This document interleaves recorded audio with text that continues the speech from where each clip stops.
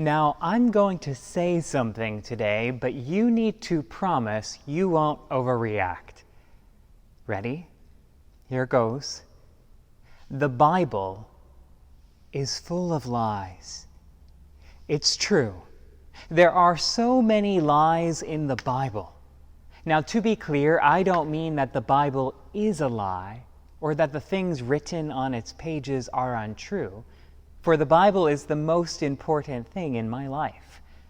What I mean is that the Bible is littered with stories of God's people caught in a lie. Here's one for starters. You will not die, for God knows that when you eat of it, your eyes will be opened, and you will be like gods.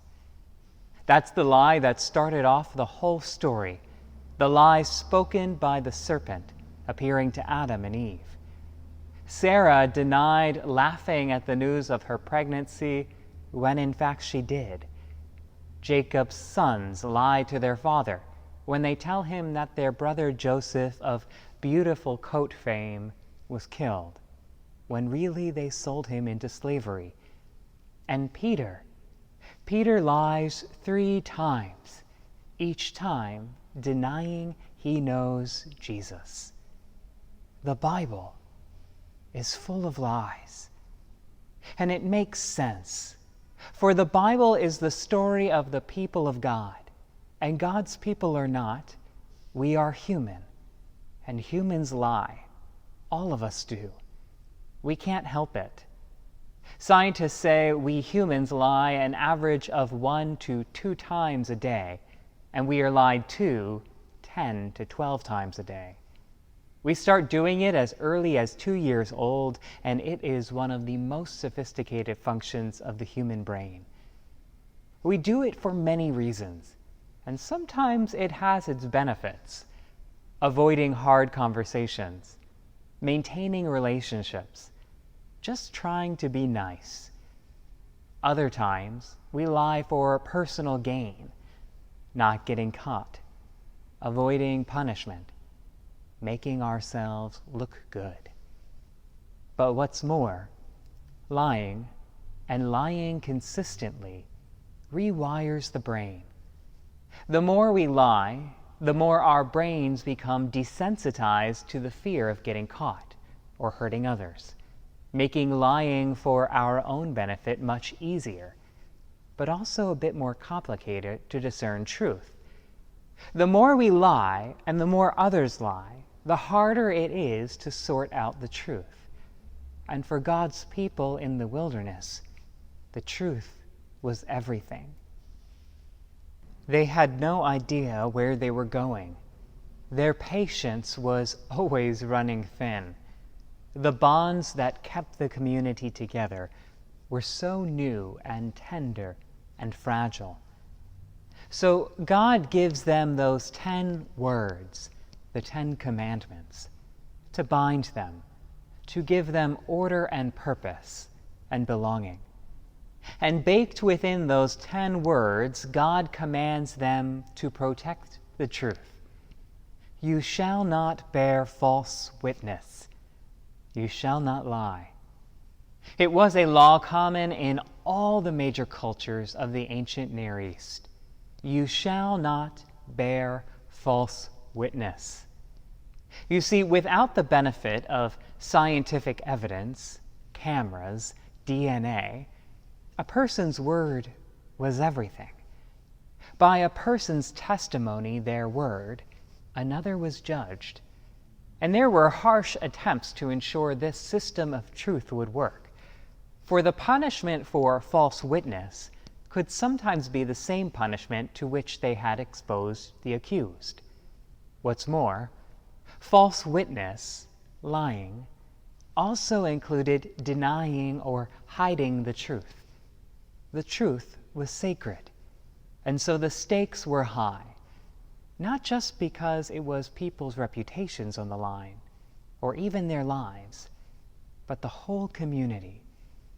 To lie was to put the entire justice system, the entire society at risk. For the community of God depended on integrity and truthfulness. To disrupt it with lies would sow distrust between siblings, neighbors, and leaders, and it could crumble the fragile ties that kept them bound. Without truth, and without the trust that everyone was telling the truth, they would be doomed. God's people couldn't afford to lie. But there's another aspect to this commandment, and honestly, it complicates things just a bit.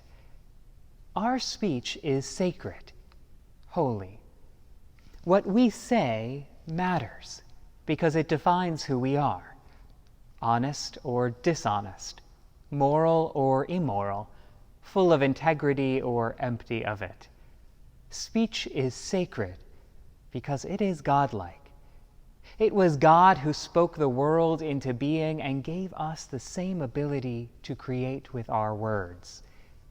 To speak is to create a new reality. What we speak becomes real.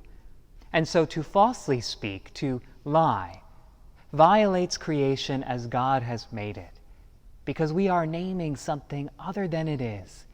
We distort God's reality. We cheapen speech. And when we do that, we weaken the fragile trust that holds God's creation together. We know the consequences of destroying reality, lying. Our life now is post-truth, half-truths, fake news, alternative facts. We are inundated by highly charged accusations, bold-faced lies, rumors, false speech, old truths, now new lies. We are reaching the point at which we do not know who to trust or who to believe, what is true and what is a lie, and it is breaking the nation. So how do we get out of this quagmire, this web of lies? How do we push back on this invasion of falsehood? It's simple. Tell the truth. It's as simple as that. It's not a high art. It takes no fancy styling, but it does take some courage. Tell the truth. Christians are called, commanded, to tell the truth. We speak truth. We align ourselves with facts and reality, because when we don't object or counter, if we don't set the record straight, our silence becomes a lie, and we distort God's creation. We become good company to the lie and the liar. Christians don't sit back when someone tells us racism is over. We tell the truth. Christians don't allow someone to peddle false claims about the coronavirus or how great our system was before the coronavirus. We tell the truth. Christians don't smile politely when someone goes on about how the climate crisis is a hoax or that nothing can be done about it. We tell the truth. When we ground ourselves in truth, we may be ostracized for refusing to go along with the lie and the dishonesty, but we cannot be destroyed. For truth is God's reality, and it will free us. Truth, said Elizabeth Cady Stanton, is the only safe ground to stand upon. Yes, our world is full of lies, but we have been given that godly, sacred gift which cures all lies, the ability to speak truth. So, good Christians, tell the truth. It's a commandment, and our world depends on it. Amen.